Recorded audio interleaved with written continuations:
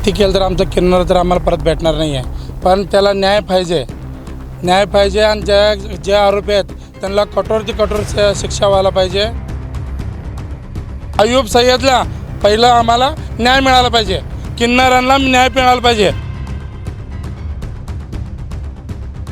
दागिने पैसे आणि त्याने जे बिशी चालवत होते तिनं घरात ते सगळंच नेलेत. खालच्या घरातले सुद्धा पडून नेलेत आणि वर त्या जवळ असलेले त्याचे कानातले सगळं इस्कटून जबरदस्ती करून काढून नेलेले आहेत. त्याच्या कानातले सुद्धा सगळ्यांना एक वाटतं की किन्नर चुकीचे आहेत.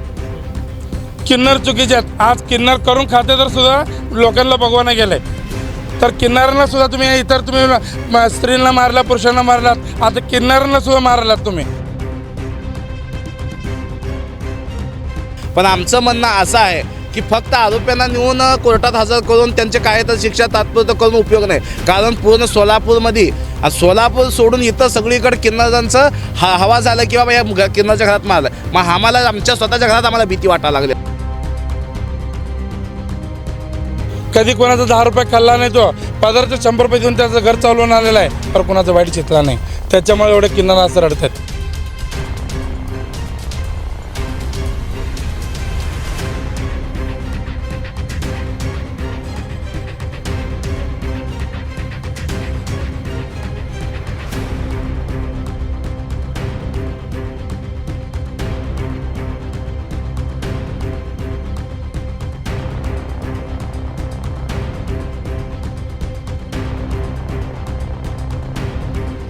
अय्यूब सय्यद नामक आपल्या तृतीयपंथी बांधवाचा खून झालेला आहे. तुमच्या भावना काय, म्हणजे कालपासून तुम्ही खूप म्हणजे दुःखात देखील आहे, आज बॉडी घेतलेली आहे, काय तुमची मागणी आहे, काय?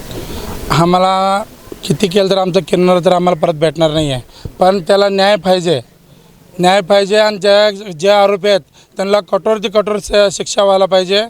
आणि आमच्या किन्नर लोकांना असेच करून सगळ्यांनी असं दुजाभाव कोण करू नका. पण आम्हाला न्याय कुठनं भेटायला म्हणजे पवारसाहेब आणि बंडगर ह्या साहेबांनी काल आम्हाला एक आश्वासन दिलं होतं.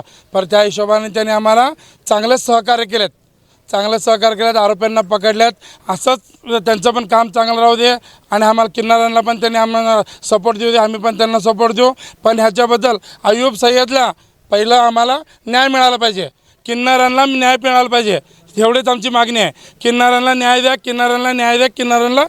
द्या. अजून एक सर याच्यामध्ये किन्नर जो आपले बांधव आहेत ते आपला उदरनिर्वाह करतात, कोणाला त्रास देत नाही, काय नाही. पण अशा जेव्हा घटना होतात तेव्हा काय वाटतं तुम्हाला, म्हणजे एवढ्या रात्री म्हणजे यायचं, मग गळा दाबायचं, सोनं घेऊन जायचं, कसं वाटतं? आता त्या चोरांच्या मनात काय आलं ते कोणास ठाऊक. तो राहणार आमचा अय्यूब एकटाच राहत होता घरात. त्याचे कोणी नव्हते, आई नाही, वडील नाही, कोण भाऊ भावना त्याला कोण नाहीत. तो राहणार एकटाच, स्वतः कमवायचा, स्वतः खायचा, कोणाच्या अपेक्षेवर नव्हता तो. पण तसल्या चांगल्या माणसाला ह्याने जे मारलेत काय त्याचा न्याय तुम्ही सरकारने घ्यावं, आम्हाला हेच एक विनंती आहे त्यांच्याशी.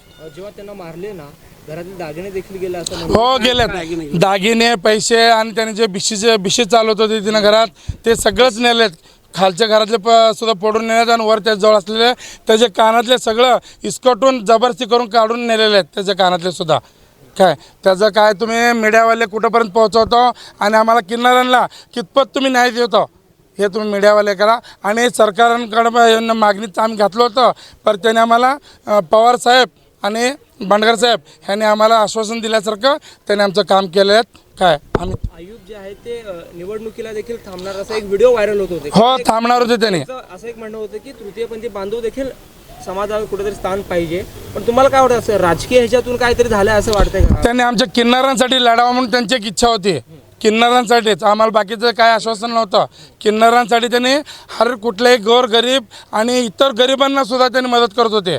स्वतः त्यांचं कोण नाही म्हणून गोरगरिबांची लग्न करणं, हे करणं सगळं त्यांनी करत होते. तशा चांगल्या माणसाला असे मारल्यात तर त्याला तुम्ही न्याय द्या आम्हाला. तृतीयपंथी बांधवांवर असे जे प्रकार होत आहेत, काय तुमची मागणी असेल कारण सरकारकडे? कारण तृतीयपंथी बांधव समाजाचा एक हिस्सा आहे. हो, पण तरी देखील असं मारणं, खून करणं, काय मागणी असेल तुमची सरकारकडे? आम्हाला काय नाही, आमच्या जीवाला आम्हाला संरक्षण पाहिजे. आणि सगळ्यांना एक वाटतं की किन्नर चुकीचे आहेत. आज किन्नर करून खाते तर सुद्धा लोकांना भगवान गेले. तर किन्नरांना सुद्धा तुम्ही स्त्रीला मारला, पुरुषांना मारलात, आता किन्नरांना सुद्धा मारलात तुम्ही. मग किन्नर आम्ही सुरक्षित आहे म्हणायचं कुणाला कळणार? आम्ही सुरक्षित नाही आहे. भीतीचं वातावरण आता किन्नर रोज 10 रुपये 20 रुपये मागून किन्नर स्वतःचं जीवन जगतोय.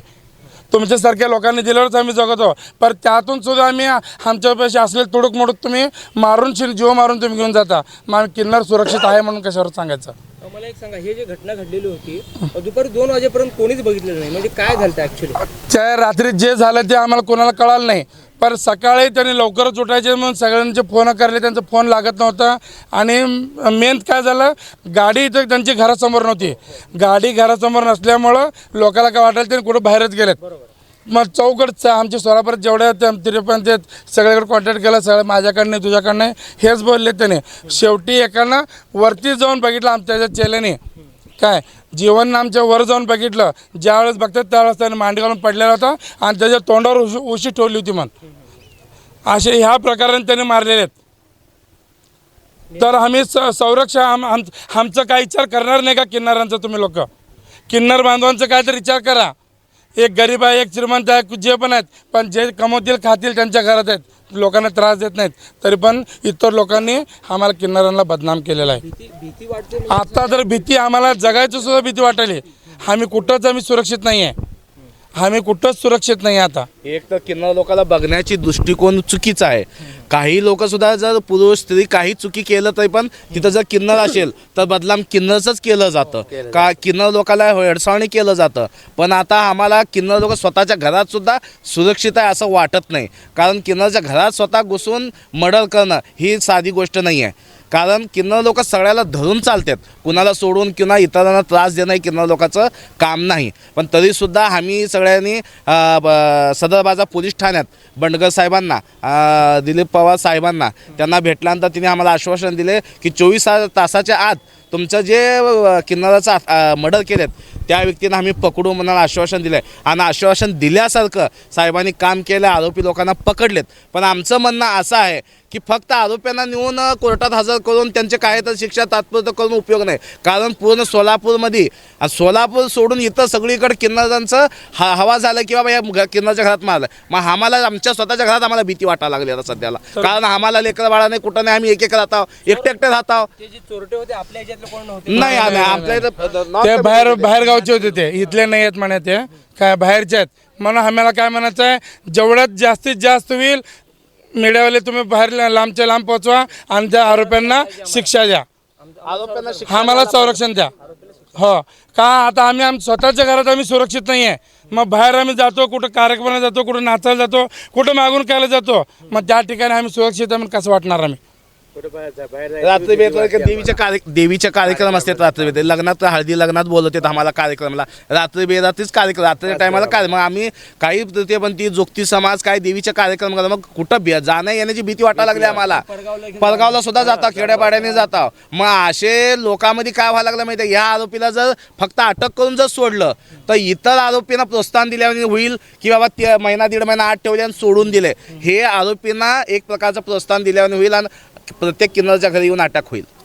कारण किन्नर साहेब कसं आहे, किन्नर लोक काय न्याय मिळालं तर काय करणार? आभारी आम्ही दिलीपराव पवार साहेबांचा आणि बंडगर साहेबांचा आम्ही आभार मानतो मनापासून. आम्ही किन्नर जितके किन्नर त्यांचे आम्ही आभार मानतो की त्यांनी जेवढं बोललं होतं त्यांनी आश्वासन दिल्यासारखं त्यांनी काम केलं. आरोप्यांना लवकरात लवकर 12 तासात त्यांना पकडले. त्याने 24 तास म्हणले होते पण 12 तासात त्यांनी पकडलेत.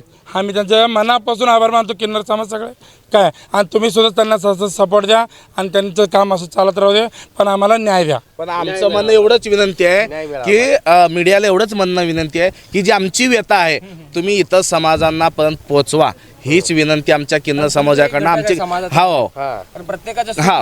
सहभागी आहे.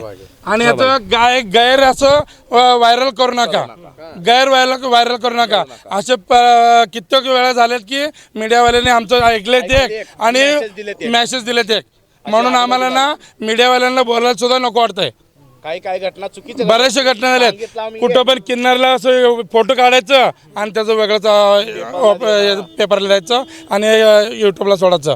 तसं करू देऊ नका. आम्हाला किन्नरांना परत अजून शेवटचे बोलते मी, आमच्या किन्नरांना न्याय द्या, आमच्या अय्यूब सय्यदला न्याय द्या. बस एवढंच आमची विनंती. आरोपीला एवढ्यावरती सोडू नका. आरोपींनी कबूल केलंय की आरोपींनी कबूल केलंय याचा अर्थ काय होतं, शासन काय करतंय की जास्त दबाव घालत नाही. पण आमची विनंती आहे की त्याच्यावरती कठोर ते कठोर शिक्षा व्हायला पाहिजे. कारण त्याला कठोर शिक्षा झाली तर इतर समाजा पण मॅसेज जाईल आणि आम्ही सुरक्षित राहू. आणि किन्नर एक तर घरातल्या लोकांपासून वंचित आहेत. तुम्ही समाजसुद्धा आम्हाला वंचित टाकू नका. घरातल्या लोकांनी सुद्धा आम्हाला वंचित टाकत आले आहेत, तुम्ही तर टाकू नका. आज प्रत्येक तृतीयपंथी बांधव रडत आहे. कालपासून आम्ही तुम्हाला बघतोय, काही जण अश्रू काढताय, काही जण लपवत आहे. काय म्हणजे अय्यूबचं म्हणजे किती मैत्री होती, कसं होतं? मैत्री नाही, ती आमची शान होती. ती आमचं आमच्या गरिबाचा आधारस्तंभ होता. ज्याच्या घरात नसल ते तो पदार्थ नेऊन त्याला देऊन त्यांना सांभाळलेला आहे. आणि ज्यानं वाईट रस्त्याला लागला असेल तर त्याला सरळ मार्ग लावण्याचं तो काम करत होता. कधी कोणाचा 10 रुपये खाल्ला नाही, तो पदार्थ 100 रुपये देऊन त्याचं घर चालवून आलेला आहे, पण कोणाचं वाईट चितला नाही. त्याच्यामुळे एवढे किन्नर असं रडतात. दुसरी गोष्ट, प्रत्येक किन्नरला असं नाही की किन्नर आहे म्हणताना भरपूर पैसा सोना असं नाही आहे. ज्या वेळेस मेहनत करते इजडा, दुकान चढते, रुपये 2 रुपये तुमच्यासारखे दिल्यानंतर ना रुपये 2 रुपयाचा आम्ही 2 रुपये जमा करून ठेवलेला असतंय. तशा गोष्टीसुद्धा काही भटकून जातात. कारण का भटकतात किन्नर लोक, की मेन हेडसावणी घरातनं चालू होत आहे, मेन घरातनं चालतं, त्याच्यानंतर समाज, मग त्याच्या बुद्धीमध्ये माइंड बसला. मग अशा भटकलेल्या किन्नर लोकांना आयुबने सुद्धा सरळ मार्ग लावून त्यांना काय त्यांच्या एका पायावर उभारण्यासारखं हिंमत त्यांना दिलेलं आहे. म्हणून आयुबसाठी एवढे सर्व लोक जमा झालेले आहेत. आयुब काय असं कोणी तर मेलं तर लगेच येऊन एवढं हे केले नसते. हे आयुबने सर्वांना आधारस्तंभ दिला. काही लोकांना काही मदत करून केलेलं आहे, काही लोकांना त्यांच्या बुद्धीने मार्गदर्शन करून त्यांना उभा केलेला आहे. त्या कारणाने आयुब सय्यदसोबत एवढे लोक जमा झालेत. एवढंच आहे की आरोपींना कठोर शिक्षा व्हायला पाहिजे. कुणाला गिफ्ट द्यायचं असेल तर मग चला ना अरमान अत्तर अँड परफ्यूम मध्ये. सर्व प्रकारचे ब्रँडेड अत्तर परफ्यूम एकाच ठिकाणी मिळण्याचे सोलापुरातील प्रसिद्ध ठिकाण अरमान अत्तर and perfume. Ajmal, Rasasi, Ahmed Al Maghribi, Swiss Arabian यासारखे नामवंत कंपनीचे अत्तर अँड परफ्यूम मिळतील. इम्पोर्टेड गॉगल्स मध्ये पोगली, रेबॅन, एलबी, फरारी, गुची, अरमानी आदी नामवंत कंपनीचे गॉगल्स मिळतील.